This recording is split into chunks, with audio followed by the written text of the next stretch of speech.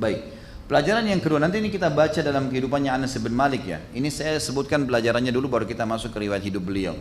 Jadi yang kedua adalah Anas bin Malik karena menjadi pembantu Nabi, maka beliau termasuk orang yang paling banyak meriwayatkan hadis. Ya.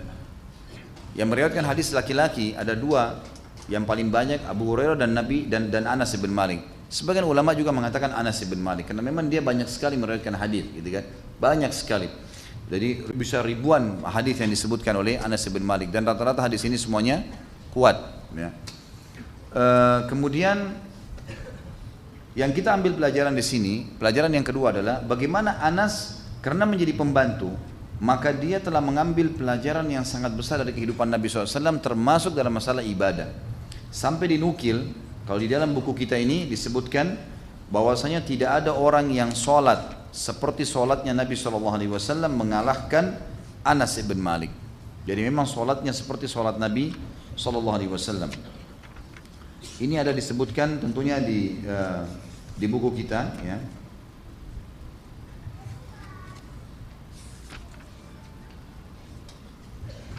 Ya, saya tidak temukan di sini, saya tidak ingat halamannya, tapi yang jelas Anas bin Malik dikatakan adalah semua sahabat sepakat orang yang paling mirip sholatnya dengan Nabi SAW. Baik, sedikit kita bicara masalah sholat ini teman-teman. Nabi SAW pernah mengatakan dalam hadis Bukhari, sesungguhnya telah dicintakan dunia ini. Maaf, ini hadis riwayat Tirmidzi. Ya, seingat saya begitu. Dan ini dihasan sahihkan oleh beliau. Kata Nabi SAW, dicintakan dunia padaku karena adanya wanita, maksudnya wanita bisa dinikahi, atau saudari dilindungi, atau ibu dihormatin, gitu kan? Atau istri yang dijadikan sebagai pendamping. Dan juga wangi-wangian, serta dijadikan kebahagiaanku semua di sholat. Makna daripada dijadikan kebahagiaanku dalam sholat artinya Nabi SAW paling peduli dengan sholat. Sampai Aisyah mengatakan, kalau Nabi SAW sholat itu sampai telapak kaki beliau pecah-pecah. Sampai telapak kaki beliau pecah-pecah. Ini sebuah fadilat sendiri tentunya ya. Nah, Anas bin Malik disepakati oleh para sahabat adalah orang yang paling mirip sholatnya dengan Nabi SAW. Sampai-sampai Anas bin Malik berdiri sholat, kakinya mengeluarkan darah. Saking lamahnya kalau sholat. Tentu ciri semua sahabat kalau sholatnya luar biasa ya. Sampai dikatakan mereka kalau sholat, semua sahabat cirinya kalau sholat ini, mereka berdiri seperti batang pohon yang kuat, gitu kan? Pernah disengat lebah, salah seorang mereka berdarah tapi tidak bergerak. Ya.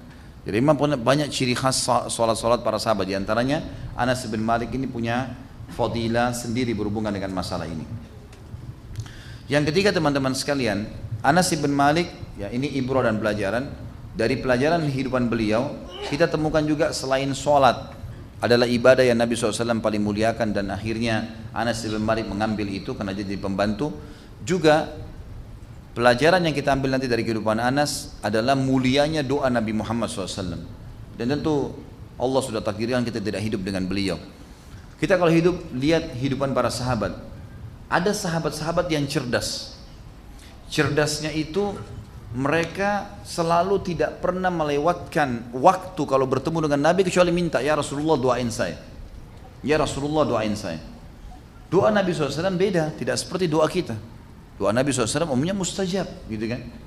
Dan ini disebutkan dalam riwayat Anas bin Malik ini karena pernah waktu Nabi SAW main ke rumahnya, ke rumah ibunya Ummu Sulaim, kemudian ada tantenya dia Ummu Haram, kemudian juga bersama dengan Anas bin Malik dan beberapa keluarganya, Nabi SAW main di situ. Lalu kemudian Nabi SAW sempat tertidur. Lalu Ummu Sulaim ini, ibunya Anas, melihat Nabi SAW berkeringat.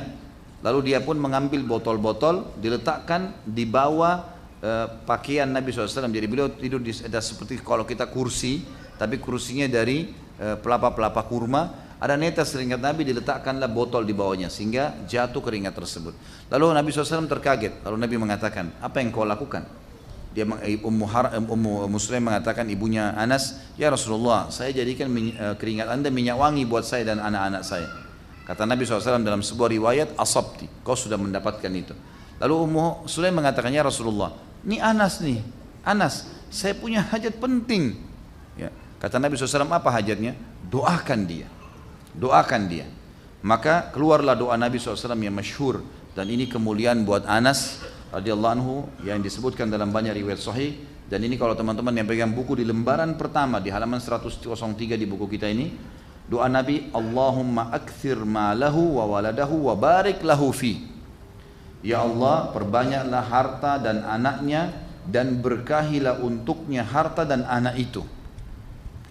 Tentu teman-teman sekalian, kalau kita mau baca tentang kisah berhubungan dengan masalah ini, kita bisa melihat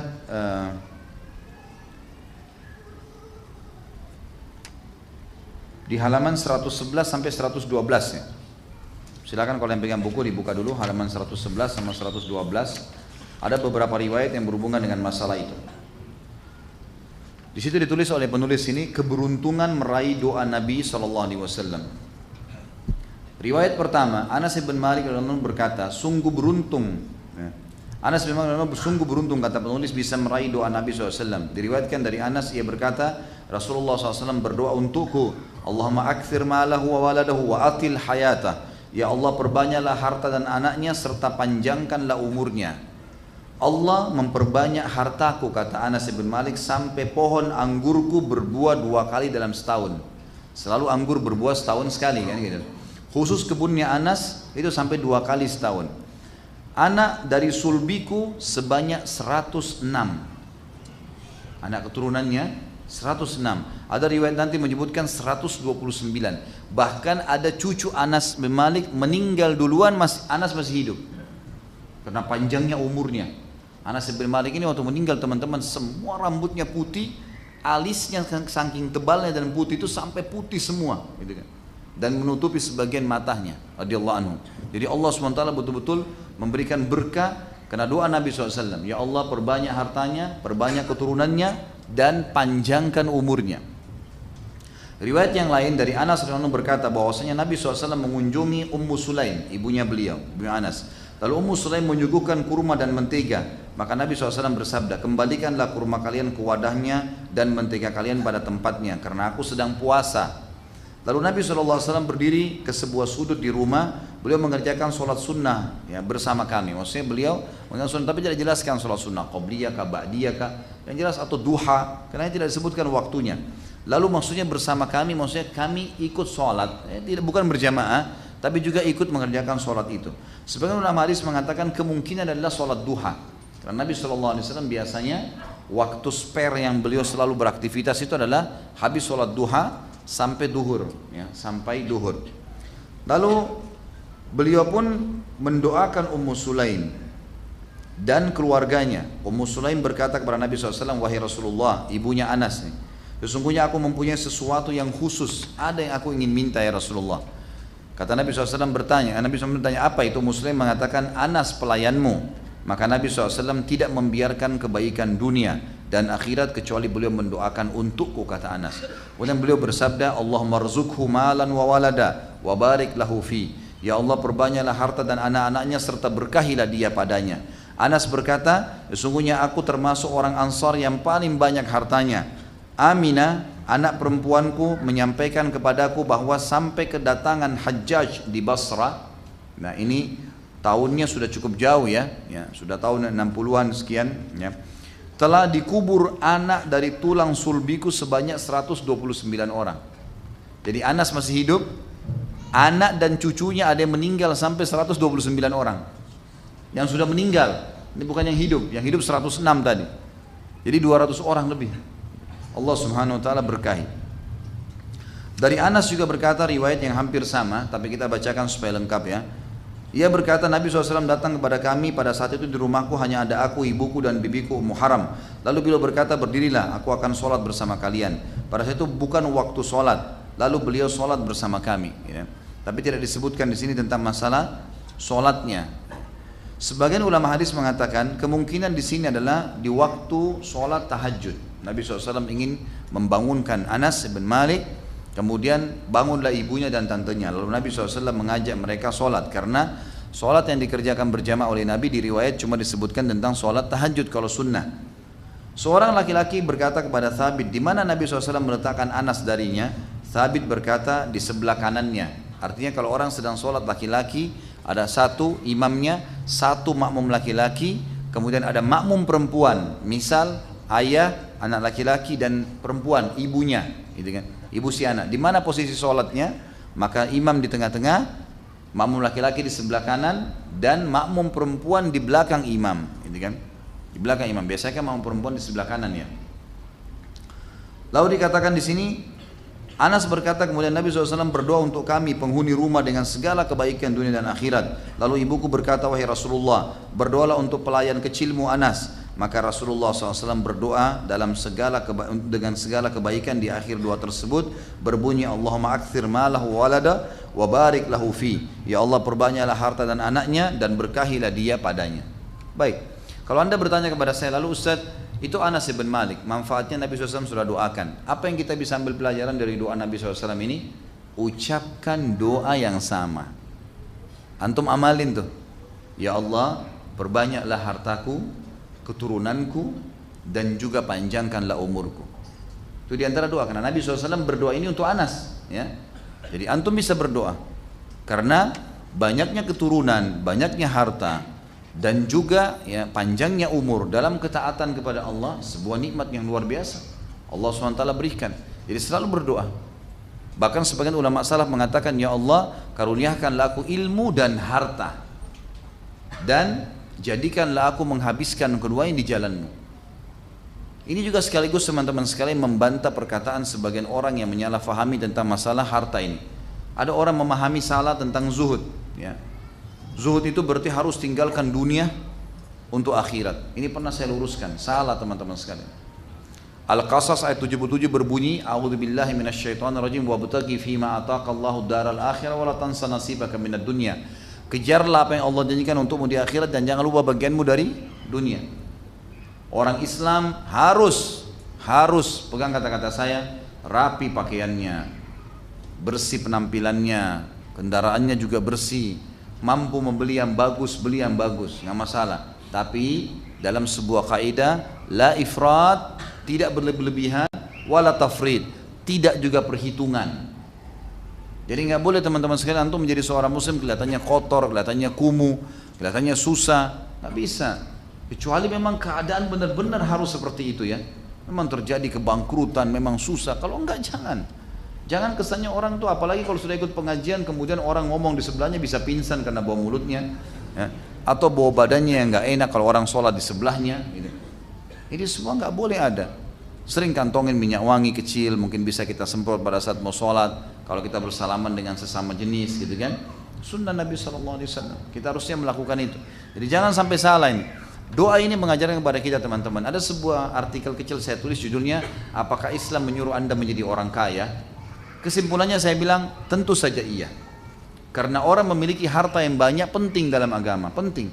Kalau antum sekarang belum memiliki, berdoa kepada Allah.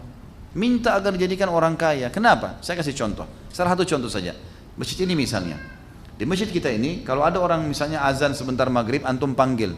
Ayo sholat di sini ya akhi. Ayo ukhti sholat. Kita panggil dia, dia masuk sholat sama-sama kita. Sama-sama di saf, kita dapat pahala sholat, dia juga dapat pahala sholat berjamaah, ya. Tapi karena kita ajak dia, kita dapat pahala seperti dia tanpa dikurangi sedikit pun. Misalnya kita dapat 100, dia dapat 100, tapi karena kita yang ajak, kita dapat pahala 100 lagi, jadi 200 tanpa dikurangi pahala dia sedikit pun. Karena sabda Nabi SAW masyhur ya, man dalla ala khairin kana lahu mithal ajri fa'ilihi min ghairi yanqus min ajri fa'ilihi syai'an. Siapa yang menunjuk kepada kebaikan, maka dia akan diberikan ya, dia akan diberikan kebaikan ya. Siapa yang melakukan kebaikan ya, siapa yang menunjukkan pada kebaikan, dia akan diberikan pahala orang yang melakukan kebaikan tersebut tanpa dikurangi sedikit pun dari pahala orang yang diajak. Baik, sekarang tadi saya ajak orang, saya dapat pahala, dia juga dapat pahala, saya dikasih pahala dia. Tapi pernah nggak teman-teman berpikir, orang yang tidak hadir mungkin bersama kita di masjid ini, tapi dapat pahala kita, bukan cuma kita, semua orang yang sholat. Siapa dia? Hah? Mana nih? Nggak ada suaranya. Bukan muadzin. Yang bangun masjid. Dari duitnya yang dia kasih ini, satu masjid dipanen pahalanya. Mungkin dia sudah nggak hadir sini, mungkin. Kita nggak tahu. Misal masjid ini dulu waktu mau dibangun ada orang nyumbang-nyumbang, anggap 1.000 rupiah deh. Sempat dititipin sama dia. Digabung, beliin pasir dan semen, jadilah masjid ini. Mereka panen pahala bukan cuma saya sama teman saya, tapi semuanya. Lihat pengaruh harta. Besar sekali. Pernah ada sahabat berkata miskin nih kepada Nabi SAW, ya Rasulullah, maaf teman, jangan sampai tersinggung, jangan sampai kita anggap remeh orang miskin, bukan. Kita mau menyampaikan tentang kedudukan Islam memandang mana kaya dan miskin ini. Kata Nabi SAW, dan kita semua bisa mengubah nasib ya. Tidak ada yang tidak bisa mengubah nasib. Bisa 1 tahun, 2 tahun berdoa, berikhtiar, insya Allah akan dikasih. Kata saya sampai lupa apa yang mau dibahas. Subhanallah. Baik. Yang jelas kita dianjurkan teman-teman. Baik. Kalau kita sahabat miskin pernah datang kepada Nabi SAW lalu berkata begini dalam hadis Bukhari, ya Rasulullah, sahabat-sahabat kami yang kaya mengalahkan pahala-pahala kami karena apa yang kami kerjakan mereka kerjakan. Misal kami sholat mereka sholat, kami zikir mereka zikir, kami berdoa mereka berdoa, kami berjihad mereka berjihad gitu kan. Tapi mereka mengalahkan kami dari sisi mereka bersedekah, kasih keluar harta. Kami nggak punya itu. Beritahukan kami amalan, kalau kami kerjakan kami dapat pahala sama dengan sedekah mereka. Kata Nabi, bacalah 33 kali subhanallah, alhamdulillah, Allahu Akbar. Karena akan dapat pahalanya. Ternyata hadis ini tidak terkekang di mereka saja, tersebar. Sahabat-sahabat yang kaya mengetahui zikir 33 subhanallah, alhamdulillah, Allahu Akbar ini sama pahala sedekah yang besar. Mereka amalin lagi tuh. Sahabat miskin datang lagi ke Nabi SAW, ya Rasulullah, yang kaya udah dengarin tuh, sanakan sampaikan kami lagi nih, gitu kan. Kata Nabi, dzalika fadlullahi yu'tihi may yasha. Itu karunia Allah yang Allah berikan kepada siapa yang Dia inginkan. Itu karunia teman-teman sekalian ya. Jadi kejar prestasi dunia, dan saya sarankan teman-teman kunjungi ceramah di YouTube khusus saudaraku, ini adalah rahasia rezekimu. Tentu ini sudah banyak yang kunjungin, tapi waktu itu saya masih sampaikan 10 kiat menambah dan memperanakan rezeki. Ada kemarin ceramah terakhir Tabligh Akbar di Makassar, insya Allah teman-teman tim sudah upload baru. Itu ada 15 kiat saya tambahkan di situ. Tambah 5 kiat lagi, mudah-mudahan itu akan sangat bermanfaat. Dan banyak teman-teman alhamdulillah yang sudah praktekin. Setelah beberapa waktu mereka mengatakan memang Ustaz, alhamdulillah berhasil, gitulah. Berhasil. Jadi lebih baik dari sebelumnya. Dan ingat ya, Allah kalau mau memberikan sebuah perubahan kepada kita memang tidak drastis. Di dunia ini kita punya proses. Kita lapar, prosesnya kalau minta sama Allah, dapat makanan dulu, kunyah dulu, kenyang dulu, telan dulu, baru kemudian masuk ke hilangin lapar. Seperti itulah. Capek, tidur dulu, bangun, baru kemudian hilang capeknya. Seperti itulah. Haus, kita cari air dulu, minum, ditelan, dituguk, baru kemudian hilang hausnya. Seperti itulah. Jadi ada proses teman-teman. Jangan antum tiba-tiba menghayal jadi miliarder dalam 1 hari atau 2 hari. Yang penting sudah berdoa ikhtiar, tapi ini termasuk doa. Banyak harta, juga banyak keturunan. Kalau ada godaan syaitan yang mengatakan kepada antum atau bisu atau isu yang sampaikan antum, kalau anak banyak nanti pusing ngurusnya. Emang pasti ada pengorbanan waktu. Tetapi anak-anak ini kalau jadi udah besar semua, baru kita rasakan manfaatnya. Mungkin masih kecil mereka lari-lari, mereka buat masalah. Wajarlah suka dukanya gitu kan. Semua ada pahalanya. Tapi kalau mereka sudah besar dan kita berhasil menjadi ahli Quran, menjadi ulama, mendoakan kita, itu luar biasa. Berapa banyak orang yang sudah anak-anak yang sudah besar, akhirnya sudah bakti dengan dia, baru dia rasakan manfaatnya, gitu kan. Saudara saya sendiri sampai nyesal kenapa cuma punya 4 orang anak. Bahasanya begitu. Iya. Misal pada saat anak-anaknya sudah mulai besar, udah pada keluar negeri, udah keluar, akhirnya dia sendirian sama suaminya, gitu. Nggak ada lagi orang yang ngurus gitu. Tapi Masya Allah ada orang yang punya anak banyak, anak-anaknya sudah ada yang sudah berumah tangga, ada yang masih tinggal sama dia di rumah, masih terus aktif seperti dulu, ngurus anak dan semuanya, banyak besar manfaatnya. Makanya kata Nabi SAW, nikahlah wanita yang penyayang dan subur, karena saya bangga dengan jumlah umatku pada hari kiamat. Juga sekali lagi, gunakan tenaga orang, gunakan tenaga, gitu kan. Tenaga misalnya, panggilkan guru-guru tahfidz Quran, panggilkan guru privat di rumah, pakai kalau ada rezeki, pakaikan pembantu untuk mengurus, nggak ada masalah. Tapi jangan lepas tangan. Nggak boleh lepas tangan di sini ya. Karena kalau lepas tangan sama sekali tentu pendidikan anak itu akhirnya yang panen pahalanya ada orang-orang yang mendidiknya. Seperti itulah.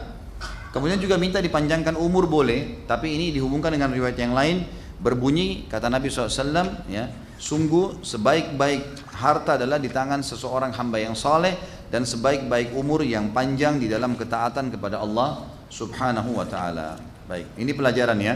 Jadi berdoalah seperti itu teman-teman sekalian supaya Allah SWT berkahi apa yang telah diberikan kepada kita.